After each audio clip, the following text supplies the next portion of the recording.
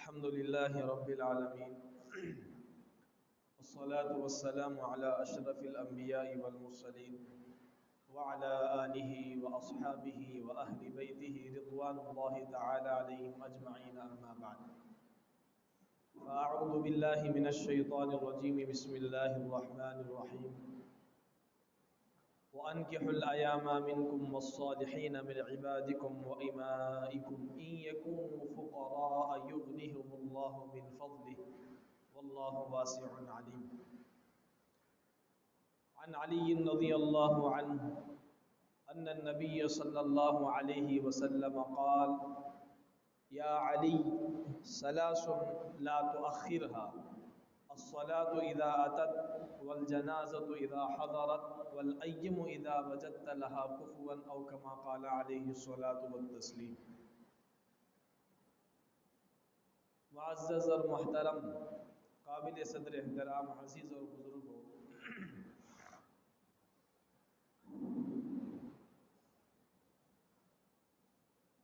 آج کا جو عنوان ہے وہ ہے نکاح کو آسان کیسے بنائیں۔ سماج میں نکاح کے متعلق جتنے رسم اور رواج، بدعات قسم کے خرافات جو ہمارے اندر پلے ہوئے ہیں، اس کا شریعت کی نظر میں کیا اس کا درجہ ہے، اور نکاح کو آسان نہ بنانے پر زنا کس طریقے سے پھیلتا ہے، یہ ساری تفصیلات اس خطبے میں انشاءاللہ آپ کو سنائی جائیں گے۔ ابھی خطبے میں ایک آیت کریمہ سورۃ النساء میں اللہ تعالیٰ نے فرمایا کہ وَأَنكِحُوا الْأَيَامَ مِنكُمْ وَالصَّالِحِينَ مِنْ عِبَادِكُمْ وَإِمَائِكُمْ۔ دیکھیے، نکاح ایک سماجی ضرورت ہے، بشری تقاضا ہے۔ نیچر اور قدرت اس کا خود تقاضا کرتی ہے کہ نکاح کے لیے انسان کتنا تڑپتا ہے اپنی جنسی تسکین کو پورا کرنے کے لیے۔ اللہ نے انسان کے علاوہ اور بھی حیوانات دنیا میں پھیلا کے رکھے ہیں، اور اللہ نے ہر ایک کے لیے جوڑا جوڑی بنایا ہے۔ ہر مخلوق کے اندر جوڑا جوڑی ہے۔ دنیا کے اندر نسل کا جو سلسلہ ہے وہ ایک ہی ہے کہ وہ نکاح کے ذریعے سے وجود میں آئے۔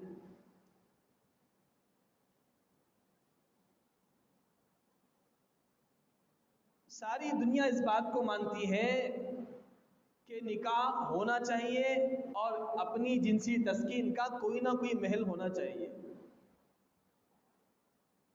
لیکن نکاح کے تعلق سے جب سے دنیا بنی ہے قیامت تک تین طرح کے لوگ آپ کو ملیں گے۔ ایک طبقہ نکاح کے متعلق آپ کو وہ ملے گا جو کہے گا کہ بھئی انسان کو نکاح نہیں کرنا چاہیے، انسان اپنی خواہشات کو دبائے، جذبات کو مارے، اور دل میں اور خیال میں آنے والی امنگیں جو ہوتی ہیں، خیالات جو ہوتے ہیں، ان کو کسی طریقے پہ کچلے۔ یہ راہبوں کا، سنیاسیوں کا، ہندوؤں میں کچھ گروہ ہیں، ان لوگوں کا یہ نظریہ ہے کہ نکاح نہیں کرنا ہے۔ ان کا ماننا ہے کہ نکاح نہ کرنے سے انسان اللہ کے قریب پہنچتا ہے، جبکہ یہ جھوٹ ہے، باطل ہے۔ آپ کو عیسائی فادرز ملیں گے چرچوں میں، پادری ملیں گے، راہب ملیں گے۔ یہودیوں کے اندر بھی ایک طبقہ ہے، ان کے یہاں نکاح ہی نہیں، بہت قابو کریں گے جذبات کو، اور باقاعدہ وہ اپنے مذہب میں تلقین بھی کریں گے کہ جذبات کو قابو میں رکھو، نکاح کے خیالات کو دل میں آنے مت دو۔ ایک طبقہ بھی دنیا کے اندر ہے۔ دوسرا طبقہ، ایک طبقہ تو نکاح کو سرے سے ہی انکار کرتا ہے، نکاح کی ضرورت محسوس نہیں کرتا۔ دوسرا طبقہ جنسی تسکین کو پورا کرنے کے لیے پوری دنیا کو فریڈم کر دیا کہ تم جہاں چاہے، جس کے ساتھ چاہے، جیسا چاہے کیا کر سکتے ہو، جسم کی سکون حاصل کر سکتے ہو۔ وہ طبقہ بھی آپ کو یہود اور نصارہ میں ملے گا جو فحاشی، عریانیت، عیاشی کا جو اڈا ہے، خواہش پوری کرنا ہے، جو چیز نکاح میں ہو رہی ہے وہ چیز تم کیا کر لو، کسی عورت سے کر لو، ماں بہن کا، بیوی کا کوئی فرق نہیں۔ جنسی تسکین بھی انسان کی ایک ضرورت ہے. انسان کو بھوک لگنے پر غذا اس کی بھوک کو مٹاتی ہے، اور کھانا بھی ایک عبادت ہے. ایسا روحانیت کے اور جو ہے جسم کو تسکین، اس کو جب بھوک لگتی ہے، اس کا حلال طریقہ شریعت میں نکاح ہے.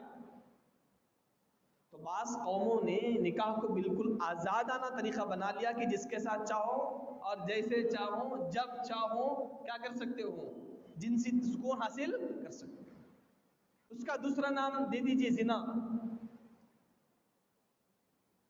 یہ دونوں کے درمیان میں شریعت نے راستہ نکالا کہ جنسی تسکین بھی ضروری ہے، جسم کو سکون حاصل کرنا بھی ضروری ہے. ان راہبوں کی طرح نہیں کہا شریعت اور اسلام نے کہ بھی نکاح مت کرو، بلکہ کہا کہ انسانی تقاضا ہے، نیچر قدرت ہے کہ نکاح کرو، جنسی تسکین حاصل کرو. اور نہ ان فریڈم لوگوں کے بارے میں اسلام نے کہا کہ جیسے چاہے کرو. دونوں کے درمیان میں راستہ نکالا کہ بھی جنسی تسکین پورا کرنے کے لیے بیوی ہے وہ بھی حلال طریقے سے کیا جائے.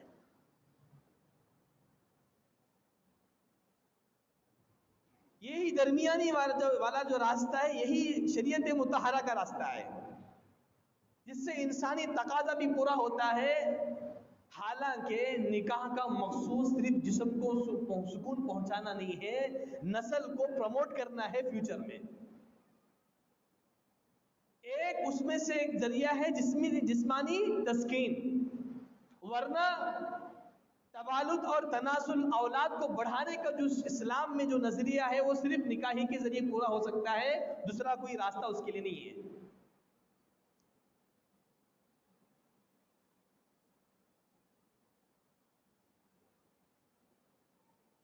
اس لیے قرآن پاک نے حکم کے انداز میں، آرڈر کے انداز میں فرمایا کہ وَأَنكِحُوا الْأَيَامَ مِنكُمْ، لوگوں تم سب آزاد عورتوں سے نکاح کرو. وَالصَّالِحِينَ مِنْ عِبَادِكُمْ وَإِمَائِكُمْ، عورتوں کو حکم دیا گیا کہ نیک صالح نوجوانوں سے نکاح کرو، اور نوجوانوں سے کہا گیا کہ پاک دامن دوشیزاؤں سے نکاح کرو. یکونوا فقراء، غریب بھی ہو، فقیر بھی ہو، مسکین بھی ہو، محتاج بھی ہو، یغنیہم اللہ من فضلی، اللہ شادی کی برکت سے مالدار بنائیں گے. یہ میری اور آپ کی بات، کسی امام کی بات نہیں. قرآن تو صاف کہتا ہے کہ شادی کرنے پر انسان مالدار ہوتا ہے. انسان سوچتا ہے کہ مالداری حاصل ہونے کے بعد شادی کریں گے. الٹی گنگا ہمارے ہاں بہتی ہے.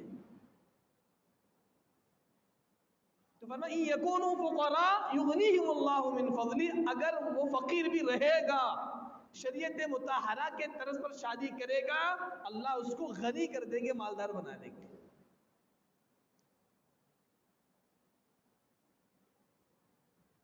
اللہ کے نبی علیہ السلام نے ارشاد فرمایا کہ یا معشر الشباب من استطاع منکم الباءۃ فلیتزوج. لوگوں، اے نوجوانوں، مخاطب اللہ نے نوجوان لڑکوں لڑکیوں دونوں کو مخاطب کر کے فرمایا کہ تمہارے اندر نکاح کی طاقت ہے، نکاح کرو. نکاح کی طاقت کیا ہے؟ علماء نے کہا کہ نکاح کی طاقت یہ ہے، جسمانی اعتبار سے بھی آدمی فٹ ہو، فزیکلی بھی فٹ ہو، مینٹلی بھی فٹ ہو، اور بیوی کو نکاح میں لانے کے بعد اس کا خرچہ بھی برداشت کر سکتا ہو. آج کل کے نوجوان ماں باپ کی بلبوتے پر نکاح کر رہے ہیں. اس وقت کی جو امت کی صورتحال اتنی ناقابل تذکرہ چیز بن چکی ہے کہ اولاد، حالانکہ شریعت میں ایک ضابطہ ہے کہ اولاد بالغ ہونے کے بعد باپ کی ذمہ داری نہیں پالنا. میں بار بار یہاں بھی تفسیر کے اندر عرض کر چکا ہوں، اولاد جو ہی بالغ ہوتی ہے وہ اپنے نفع نقصان کی مالک ہے. باپ یہ کہہ کر ان کو گھر سے نکال سکتا ہے کہ تم اپنی دنیا جانو، بھیجنا بھی اس کا حق بنتا ہے، اولاد کا نکلنا بھی حق بنتا ہے. ہاں، جس طریقے سے ماں کا اپنی خاص بچے کو دودھ پلانا ضروری نہیں ہے، اس کی ذمہ داری تھی کہ اپنی عزت کی حفاظت کر کے بچے کو جو ہے پیٹ میں رکھا، اور اچھے آسانی کے ساتھ اس کی ولادت ہو گئی. اب باپ کے حوالے کہ تو جہاں چاہے دودھ پلا لے. اگر بیوی انکار کر دے میں تیرے بچے کو دودھ نہیں پلاتی، اس پر کوئی شریعت زبردستی نہیں کرتی. یہ مزاج ہے شریعت کا. احسان مانو کہ اللہ نے ایسا دل ماؤں کو نہیں دیا ہے. یہی چیز ہے آج کی اولاد ماں باپ کے خرچے پر جب شادی کرتی ہے، خود کا اپنا کوئی بزنس کا سٹارٹ اپ نہیں ہوتا، خود کمانے دھمانے کی فکر نہیں ہوتی. اب بیوی کی ضروریات نہ پوری ہونے کی وجہ سے سارے طلاق اور خلا کے مسئلے سماج میں پیش آ رہے ہیں. تو فرمایا یکونوا فقراء، اگر فقیر بھی ہو یغنیہم اللہ من فضل، اللہ کیا کر دیں گے؟ مالدار بنا دیں گے. اللہ کے نبی صلی اللہ علیہ وسلم نے فرمایا من استطاع منکم الباءۃ، طاقت ہو جسمانی، مالی اور دماغی اعتبار سے بھی یہ ساری چیزیں پائی جائیں، نکاح میں تاخیر مت کرو.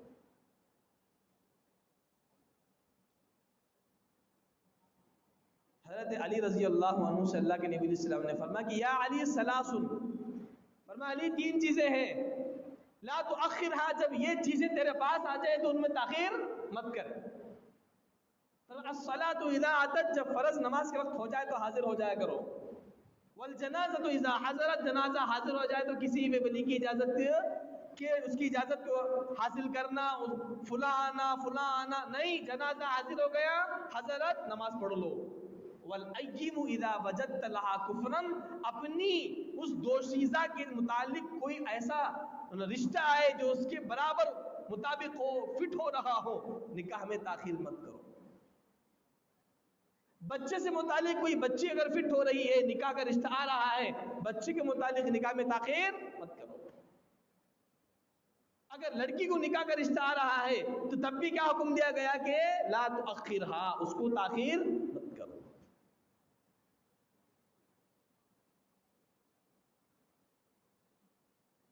ہماری آدمی کا یہ مزاج ہے کہ 30 سال کے بعد شادی کریں گے، جبکہ زندگی کا قیمتی سرمایہ وہ کھو چکے ہوتے ہیں. زندگی کا جو صحیح لطف ہوتا ہے بلوغت کے بعد سے لے کے 30 سال تک سب کا سب چکنا چور کر کے تھک کے بڑھاپے کی سیڑھی چڑھ کے شادی کریں گے. نہ صحیح طور پر بیوی سے لطف اٹھا سکتے ہیں، نہ اولاد بھی صحت مند پیدا ہو سکتی ہے، اور نہ آدمی نکاح کے اصول اور اس کے قوانین کو شریعت کے مطہرہ کے پیش نظر پورا کر سکتا ہے.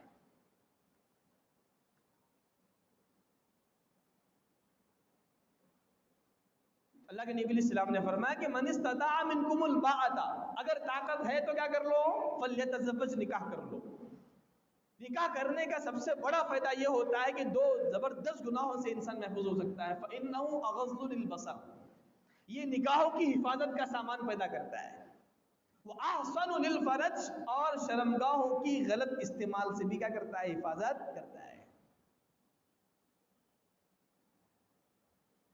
معراج کے سفر میں اللہ کے نبی علیہ السلام نے دو قسم کے عذابات کے تعلق سے بڑی سخت الفاظ حدیث میں ارشاد فرمائے. ایک وہ تھا جو زنا، دوسرا وہ تھے جو نگاہوں سے بد نظری کرنے والے، بد نگاہی کرنے والے. تو نکاح ان دونوں زبردست گناہوں کو جن کا عذاب سخت سے سخت تر ہے، ان دونوں کی حفاظت کا سامان کیا ہے؟ نکاح.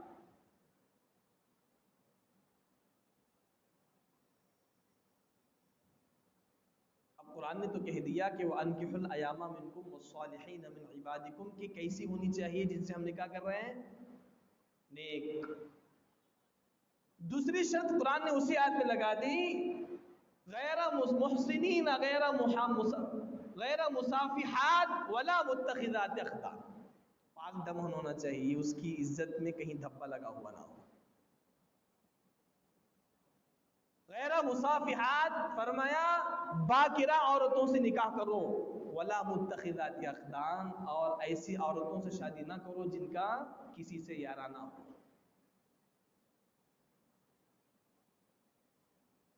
ایسی عورتیں پاک دامن نہیں ہوتی جن کا کسی سے عشق ہوتا ہے، محبت ہوتی ہے، جنسی تعلقات قائم ہوتے ہیں یا محبت کے تعلقات قائم ہوتے ہیں. قرآن نے ان تینوں کو علیحدہ کر دیا کہ یہ تینوں نکاح کے قابل نہیں ہیں.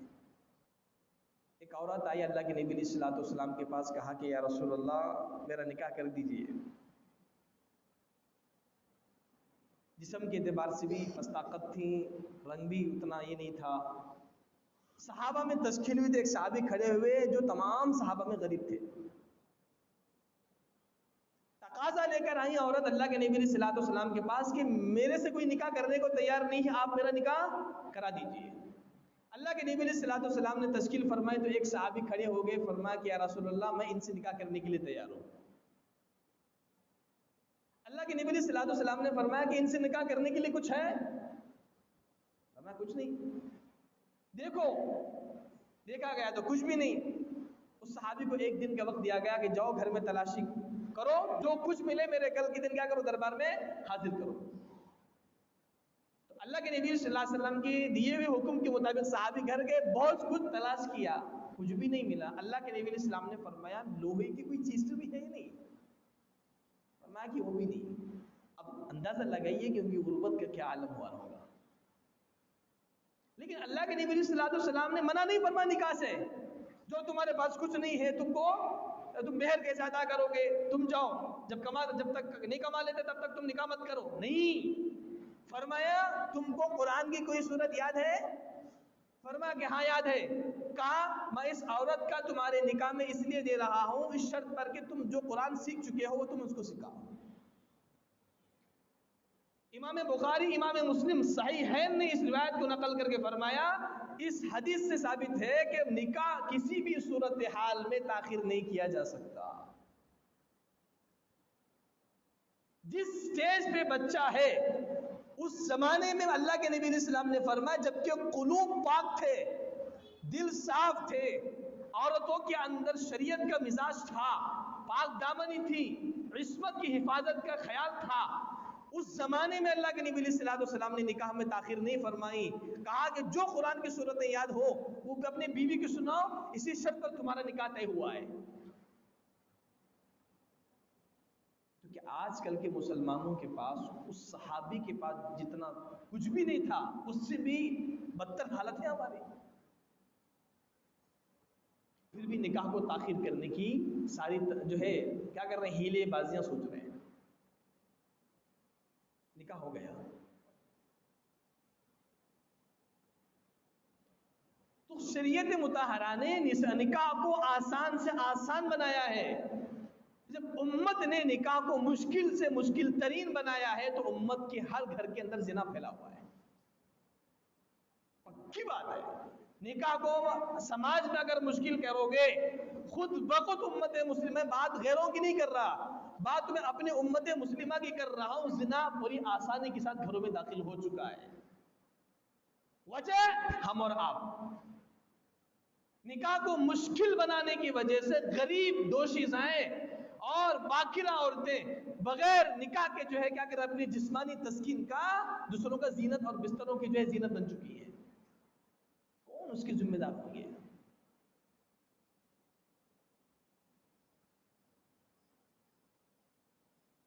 عبد الرحمن ابن عوف صحابہ میں سب سے بڑے مالدار صحابی, سب سے بڑے مالدار. اب ان کی مالداری کا آپ اندازہ لگائیے, ان کے انتقال کے بعد ان کی جب سونے کے ٹکڑوں کو توڑا گیا تو کئی دن لگے ہتھوڑی سے توڑنے میں, اور جب تک بدری صحابہ زندہ تھے بدری صحابہ کو ماہانہ وظیفہ ملتا تھا ان کے مال میں. جب تک ازواج مطہرات باحیات تھیں ازواج مطہرات کو بھی ان کے مال سے وظیفہ ملتا تھا. اتنے بڑے مالدار صحابی جن کی صرف ایک ہی اولاد تھی وہ بھی بیٹی, اور وراثت میں ان کو آدھا حصہ ملتا تھا. اور اللہ کے نبی علیہ الصلوۃ والسلام نے ان سے فرمایا کہ عبد الرحمن سب سے آخر میں تم جنت میں داخل ہوگے, تمہارے مال نے تم کو روکے رکھا. اتنے بڑے مالدار صحابی جب نکاح کر کے فجر کی نماز میں پہنچے تو سر پہ زعفران کے پتے تھے. عربوں کا مزاج ہوتا تھا کہ زعفران کے پتے نکاح کے موقع پر استعمال کیا کرتے تھے. اللہ کے نبی علیہ الصلوۃ والسلام نے فرمایا کہ عبد الرحمن نکاح کر چکے ہو اور ہم تک بھی اطلاع نہیں. ارے عزیزوں, صحابہ کے پاس نبی سے بڑھ کر کوئی اور ذات تھی جن سے محبت کی جائے, جن سے عشق کیا جائے؟ صحابہ تو نبی کے اتنے سچے عاشق تھے کہ اگر ایک دن میں نبی کا چہرہ نہیں دیکھ لیتے تو ان کی سانسیں پھولنے لگتی. سب سے زیادہ مقدس ہستی ان کے پاس اللہ کے نبی علیہ الصلوۃ والسلام کے ہونے کے باوجود بھی عبد الرحمن ابن عوف رضی اللہ عنہ نے یہ ضرورت محسوس نہیں سمجھی کہ نکاح میں رسول اللہ صلی اللہ علیہ وسلم کو بلایا جائے. اللہ کے نبی علیہ السلام نے فرمایا، جو بخاری شریف میں حدیث ہے، فرمایا کہ یا عبد الرحمن اولم ولو بشاتن، کہ ولیمہ کرو اگرچہ ایک بکری کے ذریعے سے ہی کیوں نہ ہو۔ اس سے پکا ثبوت ہم کو کیا ملتا ہے کہ اللہ کے نبی علیہ السلام ناراض ہوئے، عبد الرحمن میری اجازت کے بغیر، میری اطلاع کے بغیر اور میری حاضری کے بغیر، میری موجودگی میں رہتے ہوئے مجھے کان خبر نہیں پہنچی، نکاح کیسے کر لیا؟ ڈانٹے، ناراض ہوئے، کچھ بھی نہیں، فرمایا مبارکبادی دی، کہا کہ ولیمہ کرو اگرچہ ایک بکری کے ذریعے سے کیوں نہ ہو۔ رسول اللہ صلی اللہ علیہ وسلم کے زمانے میں صحابہ نے خود یہ سوچا کہ ہمارے نکاح میں نبی علیہ السلام کی حاضری ضرورت نہیں ہے، آسانی کے ساتھ نکاح ہو رہا ہے، آج ہم اپنے باپ کے بغیر اور اپنے جو ہے دیگر رشتہ داروں کی موجودگی کے بغیر ہم نکاح نہیں کریں گے۔ باپ سعودی میں ہے، جب تک وہ نہیں آئے گا بچی اپنی زندگی کو ایسی برباد کر کے رہے گی، جوانی ختم ہو جائے گی، باپ آنے پر اس کا نکاح کیا جائے گا۔ یہ کوئی طریقہ ہے؟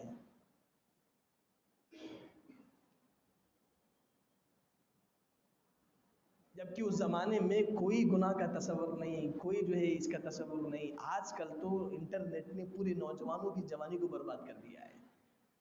اس کا پوچھنا ہی کیا، مسجد میں تذکرہ کرنا زبان گندی ہو جائے گی۔ سب سے زیادہ بگڑا ہوا معاشرہ پوری امت میں امت مسلمہ کا ہے۔ یہ سارے کے سارے وجوہات نکاح کو وقت پر نہ کرنے کی وجہ سے ہے۔ جس گھر کے اندر گھر والی نے روٹی دیر سے پکا دی، کھانا دیر سے پکا دیا، آدمی کو سخت بھوک لگی، باہر جا کے بریانی کھا کے آیا، گھر والی نے کہا کہ میاں جی کہ آپ کا کھانا ریڈی ہے، کھاؤ گے؟ اس نے کہا کہ ابھی بھوک نہیں ہے۔ جب عین جوانی کے وقت میں ہمارے نوجوان کا طبقہ زنا کے راستے سے اپنی خواہشات کو پورا کر رہا ہے اور اپنی مٹھ مارنے کے ذریعے سے اپنی جو خواہشات کو پورا کر رہا ہے، ماسٹربیوشن کے ذریعے سے جو خواہش کو پورا کر رہا ہے، اور ان سے کہا جائے کہ بھئی نکاح کب کرو گے؟ ابھی زندگی باقی کر لیں گے، بھوک ختم ہو چکی ہے، اب تقاضا نہیں کرے گا یہ نکاح کا۔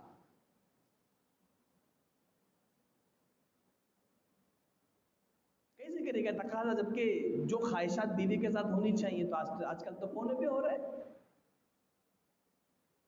جو مالدار قسم کا طبقہ ہے، خاندانی افراد ہے، یہ زنا کی طرف اتنی تیزی سے نہیں جائیں گے، ان کو غیرت آڑ آتی ہے، عزت آڑ میں آتی ہے۔ ایسے مالدار نوجوان کے لڑکے اور لڑکیاں گھروں میں اپنی جو ہے زنا کے ذریعے سے کیا کرتی ہیں؟ فونوں کے ذریعے سے اپنی خواہشات کو پورا کرتی ہیں، اب ان کی ضرورت نہیں۔ اب بیچارہ بچا کچا وہ طبقہ جن کو دین سے دوری ہے، کو سمجھانے والا کوئی نہیں ہے، ایسا طبقہ باقاعدہ زنا میں اترا ہوا ہے۔ اب ان کو نکاح کرنے کے لیے کہا جائے تو پیشانی پہ بل بھی نہیں پڑ رہا ہے، ابھی کریں گے بھی، وقت ہے، ابھی کمائیں گے۔ کہاں کماؤ گے؟ جانتے ہیں کہ کہاں خرچ کر رہے ہو تمہاری جوانی، اپنے اولاد کو جو ہے کہاں بہا رہے ہو، سمجھ رہے ہو؟ سب کا سب ضائع ہو چکا ہے۔ جب پورا کا پورا آدمی جو کمزور پڑتا ہے، اب گھر والے بھی محسوس کرتے ہیں کہ 30 کا 31 کا ہو چکا ہے، سماج میں کیا منہ دکھائے گا، اب نکاح کرائیں گے۔ اب نکاح کرانے پر اگر بیوی کو خوش نہیں کرے گا تو پھر ڈیورس کے کیسز پیش آئیں گے۔ کون اس کے ذمہ دار ہے؟ ہم اور آپ، جنہوں نے نکاح کو کیا کر دیا؟ مشکل بنا دیا ہے۔ اللہ کے نبی علیہ السلام نے فرمایا اعظم النکاح برکتاً ایسرها معنتاً، فرمایا کہ سب سے عظیم الشان برکت کے اعتبار سے وہ نکاح ہے جس کا خرچہ سب سے کم ہو۔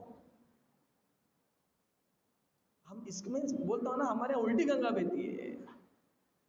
اللہ کے نبی نے سب سے کم خرچے والے نکاح کو برکت کا ذریعہ بنایا، تو ہم سمجھ رہے کہ زیادہ خرچہ کرو نکاح کیا ہو؟ برکت والا بنے۔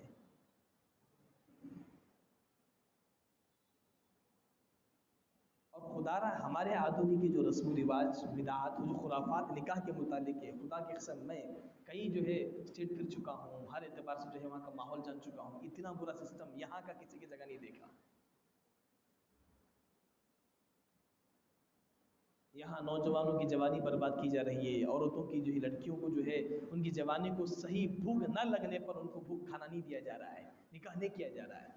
اب انسان ہے، ایک موٹی مثال میں آپ کو قرآن سے سمجھاتا ہوں کہ وقت پر نہ نکاح کرنے کا نقصان کیا ہوتا ہے۔ قرآن سمجھاتے ہیں خلق الانسان ضعیفا، انسان پیدائشی طور پر کمزور پیدا کیا گیا ہے، علماء نے فرمایا کہ جسمانی اعتبار سے نہیں، خواہشات نفسانی شہوت کے اعتبار سے انسان بہت کمزور ہے۔ اس کی مثال علامہ دمیری علیہ الرحمٰن نے اپنے کتاب حیات الحیوان میں، جنہوں نے 35 سال اللہ کی بنائی ہوئی مخلوقات میں جو ایک گھر چھوڑ کے سرچ کے بھی کتاب بنائی ہے، انہوں نے کہا میں نے تقریباً 4 لاکھ حیوانات کو دیکھا ہے۔ کتنے؟ 4 لاکھ جانور، چرندے، پرندے، 2 پیر پر چلنے والے، 4 پیروں پر چلنے والے، پیٹ کے اوپر رینگنے والے 4 لاکھ جانوروں کی میں نے سرچ کی ہے۔ اب میں اس نتیجے پر پہنچا ہوں سوائے انسان کے کسی جانور میں اتنی شہوت نہیں ہے جتنا انسان کے اندر ہے۔ اور مثال دی قرآن کی آیت کے ذریعے سے، خلق الانسان ضعیفا کہ انسان کو کمزور پیدا کر دیا گیا ہے۔ مثال دی کسی نوجوان لڑکے کو بٹھا دو، اس کے مقابل میں نوجوان لڑکی کو بٹھا دو، کتنا بڑا متقی کیوں نہ ہو، اگر اس کا دل سدھرا ہوا نہ ہو، وہ نوجوان اپنی نگاہیں ضرور اٹھا کے اس لڑکی پر دیکھے گا۔ یہ نیچر ہے، فطرت ہے۔ اب تم بیل کو ایک طرف رکھ دو، گینگ کو ایک طرف رکھ دو، بیل گینگ کی طرف نگاہ بھی نہیں اٹھائے گا۔ ان میں قوت شہوانی کم ہے حیوانوں میں، اسی وجہ سے حضرت نے لکھا ہے کہ شیر اپنی شیرنے سے سال میں 1 مرتبہ ملتا ہے۔ اگر یہ چیز ہم کو برداشت نہیں ہے، کیوں؟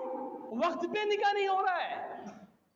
حالانکہ فرمایا بلوغ کے آنے کے بعد بچہ جب جو ہی بالغ ہوتا ہے، شریعت مطہرہ جب وہاں جہاں نماز اس پر فرض کرتی ہے، روزہ اس پر سے فرض کرتا ہے، اور اسی طور پر نکاح بھی اس پر فرض ہو جاتا ہے۔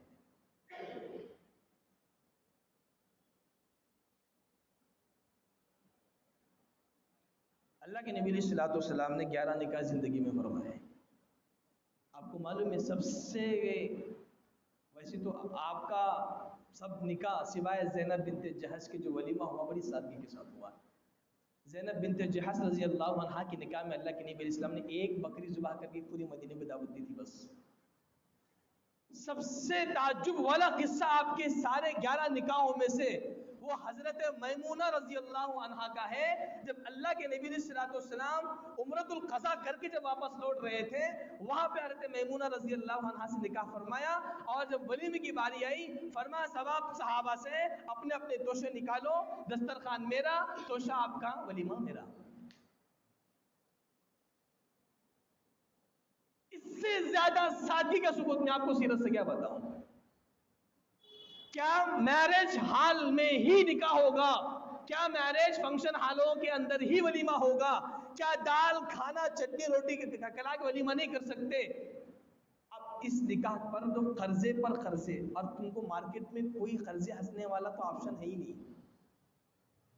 مارکیٹ میں قرضے حاصل نہ دینے والا کوئی مائی کلال پیدا ہوا نہیں، اگر ہے تو اللہ کو علم ہے کہ کتنے لوگ ہیں، ورنہ 99% طبقہ جو مارکیٹ میں بیٹھا ہوا ہے غریب بچوں کی شادی پر سود کو دے رہا ہے۔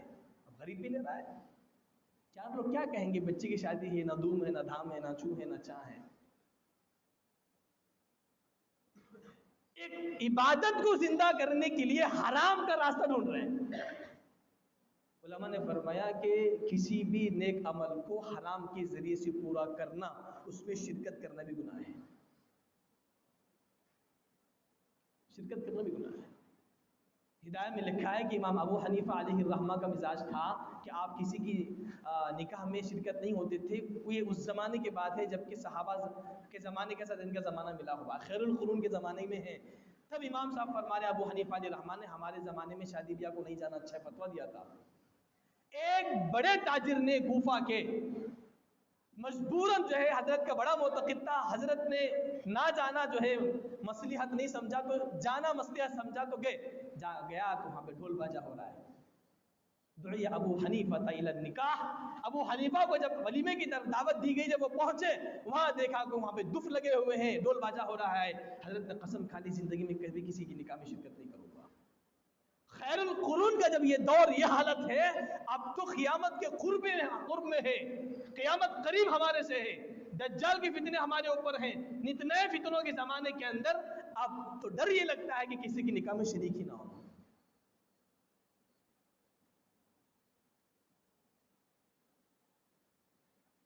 اسی لیے نکاح میں ڈھول باجا، تصویر سازی، ویڈیوگرافی اور تصویریں کھنچوانا اور بجائے مسجدوں میں نکاح کرنے کے فنکشن ہالوں میں نکاح کرنا، یہ جہاں آپ جتنے ذمہ دار ہیں اس سے زیادہ وہ علماء جو پالتو ہیں، ایمان فروش ہیں، جن کو امت کی ایمان کی کوئی فکر نہیں ہے، وہ اتنے اس سے بھی زیادہ بڑے ذمہ دار ہیں جنہوں نے فنکشن ہالوں میں بیٹھ کر نکاح پڑھایا ہے۔ میں اپنی برادری کی بات کروں، آپ کی نہیں، آپ تو ہے قصوروار ہی۔ ہمارا وہ برادری کا طبقہ جو دین سکھانے والا ہے، امت تک صحیح دین کا فیض بتانے والا طبقہ ہے، اگر وہ طبقہ بھی جا کر فنکشن ہالوں میں نکاح پڑھائے گا، اس سے بڑا ظالم کوئی نہیں۔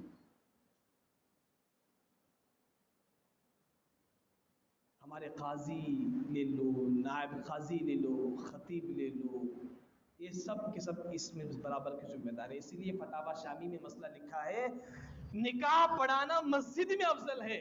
ہر صحابی کا نکاح اللہ کے نبی صلی اللہ علیہ وسلم نے مسجد نبوی میں کرایا اور بتایا اس زمانے میں تو افضل قرار دیا ہے، جبکہ قدیم مفتیوں نے لکھا کتابوں کے اندر مسجد میں نکاح پڑھانا مستحب لکھا۔ اب کے مفتیوں نے لکھا کہ اب تو افضل ہے، امت کو بتانے کے لیے تاکہ نکاح کرنا مسجد میں سنت ہے، اور تاکہ مسجد کے نورانی ماحول میں نکاح منعقد ہوگا تو جوڑوں کے اندر بھی وہی برکتیں رونما ہوں گی۔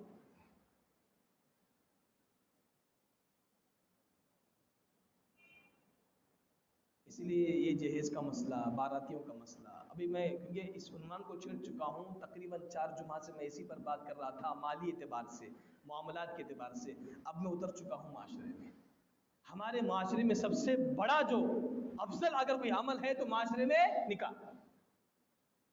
اب جہیز کا کوئی تصور ہی نہیں ہے، اور لین دین کا کوئی تصور نہیں ہے، چور ہلدی لے لو، ہلدی لے لو، اور نکاح کی دعوت کا جو ہے رسم و رواج لے لو، اس کا شریعت میں کوئی دور دور تک تعلق نہیں ہے۔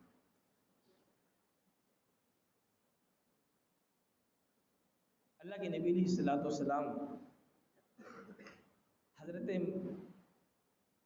زینب بنت جہش رضی اللہ عنہا کا جو نکاح کا مہر دیا تھا وہ 500 درہم تھے، جس کو مہر فاطمی کہا جاتا ہے۔ ہمارا یہ مینٹلٹی بن چکی ہے کہ 10,000 1100 اس سے ہم بڑھیں گے نہیں مہر پہ۔ گجرات میں احمد آباد میں ایک مفتی صاحب کی نکاح میں میری شرکت ہوئی، عصر کے بعد نکاح ہوا، 4-5 لوگ حاضر تھے، اور ایک شیخ الحدیث نے نکاح پڑھائی مفتی صاحب کی، اور کہا کہ مہر 5 لاکھ روپیہ نقد ہے، اور نقد مہر کتنا؟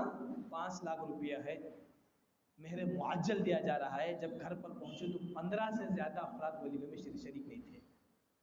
سیدھے سادہ جو ہے طرز پر نکاح کیا کر دیا گیا ہے۔ آج بھی ہندوستان میں ایسے میں علاقے میں بتاتا ہوں جہاں کے علماء کی محنت نے امت کو نکاح پر سنت طریقے پر کرنے پر مجبور کیا۔ اس کی زندہ مثال آپ جائیے پالنپور پہ، گجرات کا ایک چھوٹا سا ضلع ہے پالنپور کے 100 کھیڑوں میں پالنپور جو ضلع ہے وہاں پہ علماء کی کمیٹی نے پورا شدت کے ساتھ طے کیا ہے، اگر نکاح میں کسی نے نکاح کی دعوت کرا دی اس کو گاؤں سے باہر کر دیا جائے گا۔ کوئی عالم نہ نکاح پڑھائے گا نہ نکاح میں شریک بھی ہوگا۔ ہم نے وہاں پر کئی دن ٹہرے، کئی نکاح کو دیکھا، سوائے ولیمے کہ ہم نے کوئی کھانا وہاں پہ نہیں کھایا۔ جب علماء متفق ہوں گے اس مسئلے پر، امت سے اس بگاڑ کو ختم ہونا ہے، قاضی متفق ہوں گے اس مسئلے پر، امت کو اس بگاڑ کو ختم کرنا ہے، خطباء حضرات، خطیب حضرات متفق ہوں گے اس مسئلے پر کہ شادی بیاہ میں لین دین کا مسئلہ، جہیز کا مسئلہ اور بارات کا مسئلہ اور اسی طریقے سے فنکشن ہالوں میں کرنے کا مسئلہ ختم کر دیں گے، انشاءاللہ امت میں خصوصاً آدونی میں زنا کے سارے واقعات ختم ہو جائیں گے، سب ختم ہو جائے گا۔ ورنہ اللہ کے نبی علیہ الصلوۃ والسلام نے فرمایا کہ نکاح وقت پر نہ ہونے، کیونکہ مشکل بنا ہے نا ہم نے نکاح کو وقت پر نہ کرنے کی وجہ سے ہمارے نوجوان لڑکے اور لڑکیاں جو کام کریں گی، اس کا بھی حدیث میں اللہ کے نبی علیہ السلام نے آج سے 1500 سال پہلے پیشن گوئی دی، فرمایا نکاح الید ملعون، ہاتھ سے اپنی خواہشات کو پورا کرنے والا ملعون ہے۔ امام ابو حنیفہ نے فتویٰ لکھا فقہ الاکبر کے اندر، جو آدمی گواہوں کے ساتھ پایا گیا یہ آدمی بغیر نکاح کے اپنی خواہشات اپنی جو ہے کا ہاتھ سے کرتا ہے، اس کو پہاڑ پر ٹھہرا کے لات مار کے ڈھکیل دیں گے۔ اگر یہ اسلامی خلافت ہوتی، اس کا ثبوت ہوتا، کتنے نوجوان موت کے گھاٹ اتار دیے جاتے. معمولی چیز نہیں ہے اس کو. اللہ کے نبی علیہ السلام نے فرمایا ایسے کام کرنے والے پر اللہ کے نبی علیہ السلام نے ملعون فرمایا، جس پر اللہ کی لعنت ہو چکی ہے. خدا را اپنے لڑکے اور لڑکیوں کا نکاح وقت پر کراؤ اور سادگی کے ساتھ فرماؤ. اللہ کے نبی علیہ السلام نے فرمایا تزوجوا الولود الودود، ایسی لڑکیوں سے شادی کرو جو زیادہ محبت کرنے والی ہو اور زیادہ بچے جننے والی ہو. صحابہ نے فرمایا تو شادی سے پہلے معلوم نہیں ہوتا. فرمایا خاندان کے اندر ان کے آپسی محبت اور تعلقات کو دیکھو، اگر ہے اللہ وہی فطرت اس بچی کے اندر دیں گے. اگر اولاد کا سلسلہ معلوم کرنا چاہتے ہو، جس لڑکی سے نکاح ہو رہا ہے اس کی جو ہے ماں جو تمہاری خوش دامن ہے اس کو دیکھو، ان کی اولاد کثرت ہے، اللہ وہی فطرت اس کی بچی کے اندر بھی رکھیں گے.